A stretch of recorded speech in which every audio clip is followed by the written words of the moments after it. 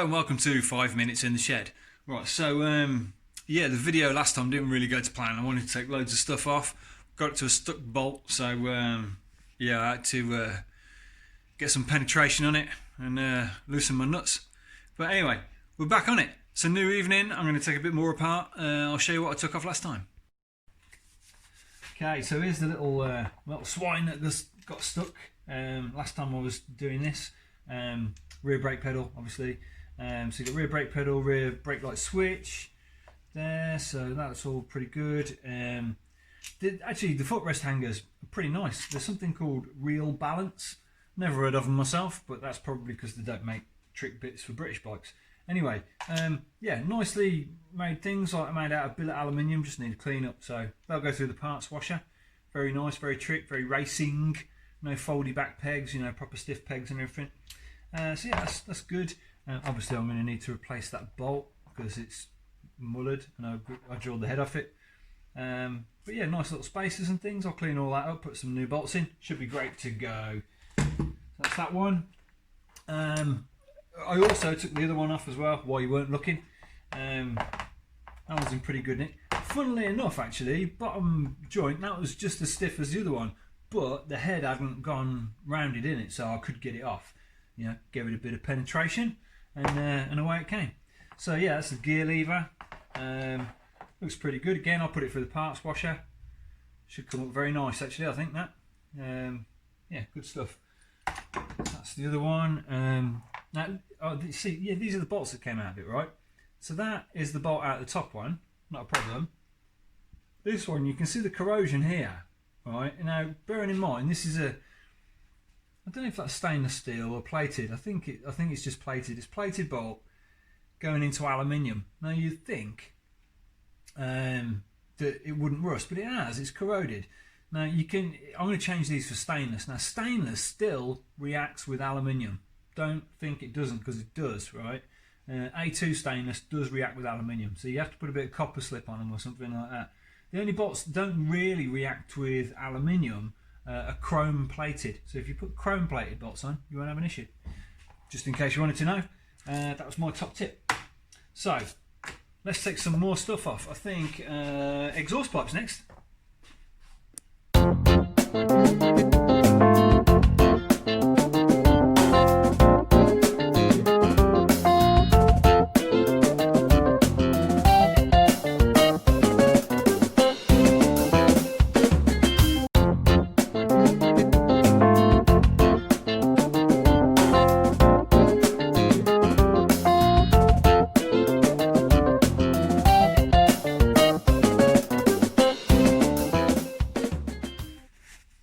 Okay, pipes off. Hello Tiger. Yes, Tiger exhaust, lovely. So, looking at them, right, here's the first thing I noticed, right? I don't think these pipes are the right ones for this bike, and I'll tell you why. It's because both of them have been modified to fit. Neither of them fit. I don't know why. It must have come off. They're off a very similar model, but not this model, because they just don't fit.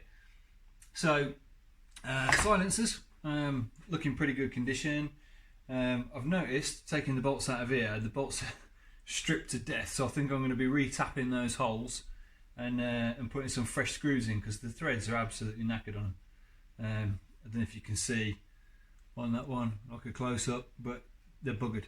I'm tempted to pull the end pipes out, right? So I'll drill prop rivets out, take the end off, check that all the baffle material's all disappeared, because that'll make sure that they're nice and loud. And these need a bit of paint of some description, right? Because that's wrong, and I'll polish these up a bit. Now, so that's the silencers. The other silencer, I don't know what that is. That looks like fiberglass. So I don't know why you'd have fiberglass around the end of it. Well, anyway, all right. So yeah, that needs a bit of work. And I might see if I can get the bit of red paint in there, bit of blue paint in there, make the badge nice again. We'll see. So yeah, there's silencers. Right, looking at the pipes themselves, this is the near side one, right? Or as we call it in the UK, or the left-hand side, if you don't know how to speak automotive, or passenger side, if you're talking about cars, or driver's side if you're viewing this from Thailand. And I know we do have some viewers in Thailand.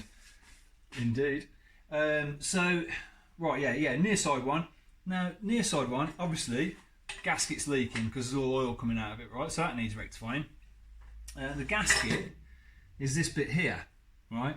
This is off the other pipe, so it's like a crush ring that goes on the cylinder head, barrel head, cylinder, and then these two, no, single ring on these single rings come on, bolt it on, and that crushes to make your seal, right? So obviously that's leaking.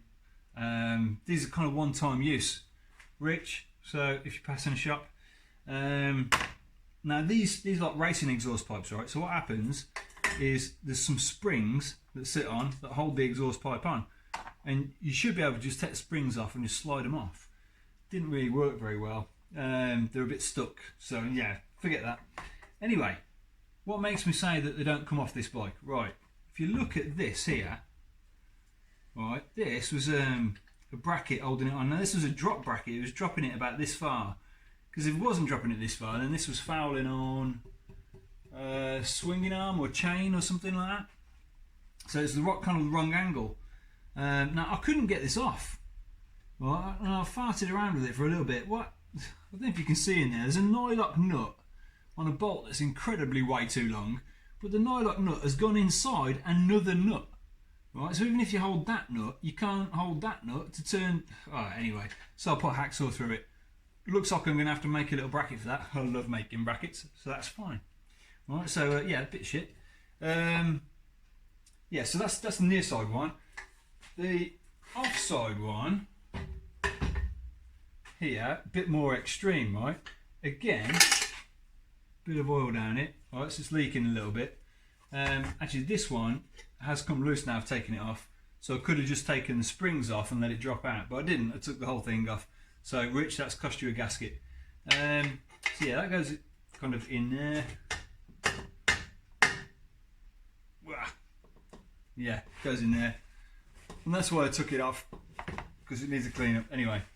But in the middle of the chain bar here, right, you'll notice this is made out of stainless steel, right? It's a lovely bit of kit, and you've got this beautiful tiny TIG welds down here where someone's done a fantastic job of welding it, and then you've got this which looks like a load of bird shit. Looks like an albatross has come and took a dump underneath your bike. Anyway, it's alright, it's not leaking, right, but I don't know how much sort of grinding to give that to make it nice again, I'm not sure. But anyway, it looks like someone's put an inch in it to make it a bit longer, and I can only assume that's to make it fit the bike. It's not a power thing, I don't think. I think they've just done it to make it fit. But, you know, fair enough. So these will all clean up beautifully because they're stainless steel and they're going to look well trick when it's done.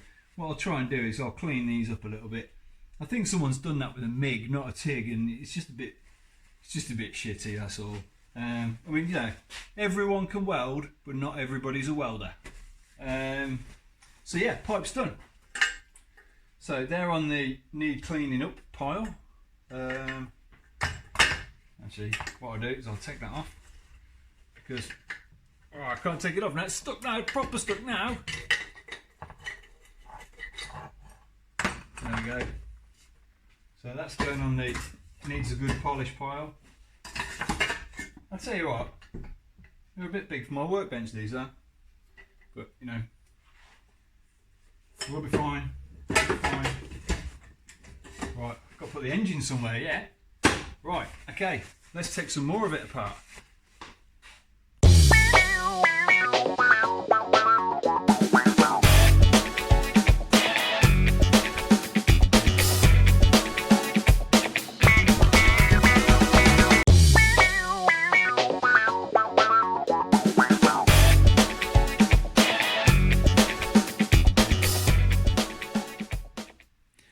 Okay, so I'm working my way to the engine, right, because I obviously want to drop the engine out of the frame. So big bit in the way was the cooling system. Right now, this cooling system reminds me completely why I like working on air-cooled bikes. Anyway, so rubbers are all perished, as you can see. They're all knackered. right? So we need some new rubbers. So I'll get Rich to do some dodgy deal with some bloke in a back alley, you know, for exchange a little bit of dogging for some really nice trick, like, you know, red silicone ones or something like that, you know. So that'll be all right. So yeah, they need doing. It's got odd Jubilee clips. Might get some proper clips for those because they look a bit pants. When I let the water out of it, the water was just rusty brown. There was no coolant in it, just water, which obviously is bad because you want coolant in a coolant system. And it wasn't even full. So anyway, let it out, horrible. So that needs a good rinse out. Now the radiator itself isn't too bad actually. You know, it's not really corroded or anything on the front, or hardly anyway. You can still see through it, which is a winner. One or two little fins been folded flat on the back, not too bad. I think the rad's all right. Needs a bit of paint. Obviously we'll clean it up and put a bit of paint on it. That'd be nice. Change the rubbers, and we should be good to go with that. So the radiator's okay. I like the radiator. I'll put that up here, out of the way. I don't want things to drop on that because that's what folds all the fins flat. All right. So yeah, bits of rubber. Next bit I took off was the thermostat housing, which is this. This all looks sort of corroded and shitty and everything. It's a bit horrible. So yeah, not too impressed with that at all. So I'll take that all apart, clean it all up. It'll probably be okay actually, that. Bit awkward to get out. I mean, I'm sure there's people watching this who are a bit of an expert in these bikes, right? But that's tight in there, isn't it? Anyway, got it out. Needs new rubbers, obviously, and a good clean, right? So yeah, thermostat. Right, happy with that. Now the expansion bottle, obviously, water in a tank gets hot and the air everything expands, and it needs somewhere to go, and it expands into a bottle, right? And that bottle sits on the left-hand side of the bike here. It sits on, you know, kind of at the front there, behind the fairing. Now I pulled the pipe off. This was full of water. I pulled the pipe off. Nothing came out, right, which is a bad sign. Anyway, took the top off, emptied it all out, and it was like lumps of crap in it. It was absolutely vile. So that needs a damn good clean out and a clean up as well. So I'll clean all that up, and I mean that's just the overflow drain tube. Although I will replace it because otherwise it'll look bad. Anyway, so yeah, header tank not very good at all. So yeah, the whole cooling system was on the verge of failure anyway, right? So I'm glad that's come apart because that would have killed the bike eventually. And you know, bike overheats, cylinders seize, everything's bad. So yeah, getting pretty close to the engine now. What's next? Well, I hadn't even thought about it. Don't know. I'll let you know.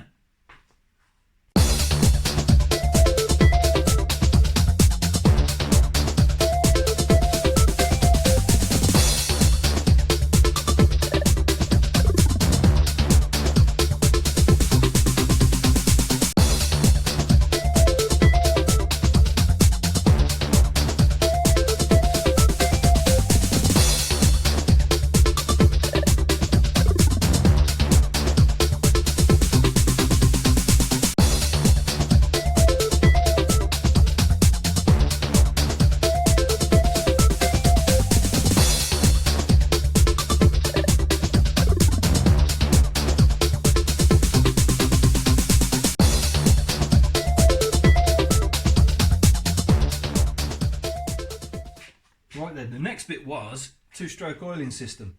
So the two-stroke oiling system's got two tanks, right? It's got this tank that looks like some sort of kidney, right? That is like the main tank that's hiding inside the frame. Right, so that holds quite a lot of two-stroke oil. And then on the top of it there, you've got this sensor here, which measures the height of the two-stroke oil, which puts the light on if you're low on oil. Great big pipe on it here, and this great big pipe goes underneath the frame tube, right, and then up onto this second tank here, which is on between the fairing and your frame, right, so you can see it, and this is where you fill it up. Right, now this one, right, is clear, so you can see how much oil's in it, and it's outside the bike, so you can fill it up. But because they sit like this, kind of, like that, like a similar height, as you fill this little tank up, right, it goes down the big pipe. Let's try it here, shall we? Right, as you fill like that, as you fill this up, this tank fills up as well, and the two levels equalise out either side of the frame, right? Like an inverse set of saddlebags or whatever. So although this tank looks tiny, you do get an accurate gauge of how much oil you've got in it. Quite a nice little setup. The oil in it was really clean and nice. However, I don't know how old it is, I don't know how much moisture it's holding. Two-stroke oil is absolutely critical to the operation of a two-stroke engine, especially one that revs to 11. Right, so yeah, so I'll put new oil in it anyway. But yeah, it looks okay. It's just a tank, right? There's no leaks on it, so I just need to go through the parts cleaner, get a good clean up on it, make sure it's all okay, and then I can, you know, put it back on. That's a good news bit. Good news bit to end on, I reckon. So let's have a look where we are then.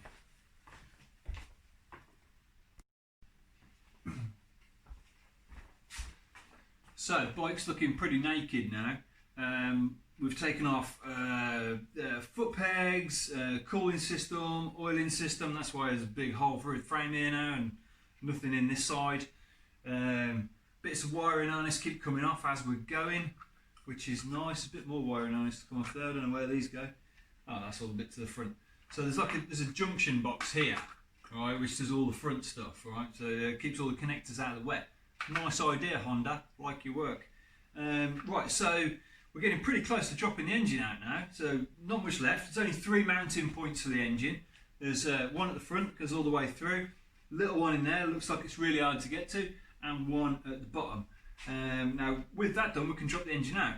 And before we drop the engine out, we've got to disconnect the engine. Now the engine's connected to oil and water, which is gone.